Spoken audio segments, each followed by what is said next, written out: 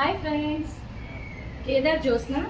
ఈరోజు మీకు మా రామంతాపూర్లోని వెన్స్డే మార్కెట్ చూపిస్తాం, రండి.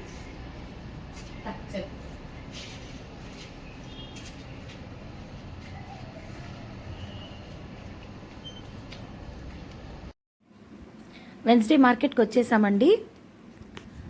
ఎవ్రీ వీక్ మేము మా కేదార్ని వెన్స్డే మార్కెట్ తీసుకొని వస్తుంటాము. ఈ వెజిటేబుల్స్, ఫ్రూట్స్ అన్నీ రియల్గా చూపిస్తూ ఉంటాం.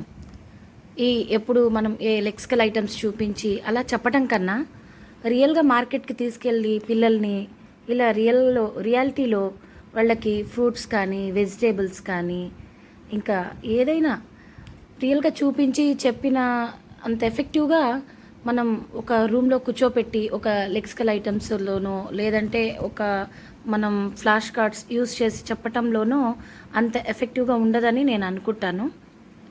క్యారెట్ మా బాబుకు చాలా ఇష్టమైన వెజిటేబుల్ అండి, చాలా ఇష్టంగా తింటాడు. సో మేము ఎవ్రీ వీక్ క్యారెట్ కూడా తీసుకుంటాం.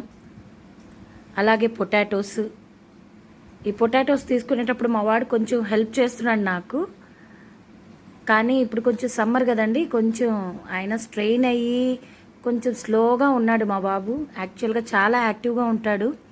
వాడికి ఏదైనా ఇష్టమయ్యి నచ్చింది తీసుకోవాలి అనుకున్నప్పుడు నా చెయ్యి చాలా ఫాస్ట్గా పట్టుకొని లాకెళ్ళి మరీ కొనిపించుకుంటాడు. అలాగే నేను వీడికి వెజిటేబుల్స్ కొనుక్కోవటం, మనీ ట్రాన్సాక్షన్ లాంటివి కూడా ఇందులో నేర్పుతూ ఉంటాను. ఇలా మార్కెట్స్కి వచ్చినప్పుడు ఎక్కువగా నేను మనీ ఇచ్చేసి నా చేత ట్రాన్సాక్షన్ జరిగే కన్నా వాడి చేతుల మీద నేను ఇప్పిస్తూ ఉంటాను. వాడికి ఏదైనా వెజిటేబుల్స్ కానీ మనము మనీ పెట్టి తీసుకోవాలి, ఇలా మనీ ఇస్తే వాళ్ళు మనకి చేంజ్ ఇస్తారు అన్న కాన్సెప్ట్, షాపింగ్ స్కిల్స్ లాంటివి నేర్పిస్తూ ఉంటాను. మా బాబు కూడా నాకు చాలా కోఆపరేటివ్గా ఉంటాడండి. ఏం చెప్తున్నా అర్థం చేసుకోవటానికి ట్రై చేస్తాడు, కోఆపరేట్ చేస్తాడు నాకు. ఇలా మా బాబు వాడు 3rd ఇయర్ నుంచి నా వెనకే తిరుగుతున్నాడండి. మేము ఎవ్రీ టైం వాడిని మార్కెట్కి తీసుకొచ్చినప్పుడల్లా వాడి దగ్గర చెప్పించడానికి ట్రై చేస్తాను. మోస్ట్లీ ఈ ఫ్రూట్ ఏంటి, ఈ వెజిటేబుల్ ఏంటి, ఈ ఫ్రూట్ నేమ్ ఏంటి, వాళ్ళని ఎంత అడగాలి, మనకి ఎంత కావాలి అన్నవి వాడికి డైరెక్ట్గా ఎప్పుడు నేర్పుతూ ఉంటాను. నేను ఇలా నేర్పుతూ ఉన్న ఒక్కొక్కసారి వాడికి దాన్ని అర్థం చేసుకోవటానికి చాలా కష్టంగా ఉంటుంది.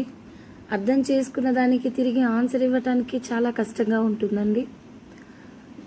వాడే అంత స్ట్రగుల్ అవుతున్నప్పుడు ఆ ప్రాబ్లం తోటి వాడికి మనం మరింత ఓపికతో చెప్దామనే హోప్ని నేను ఎప్పుడు వదలను.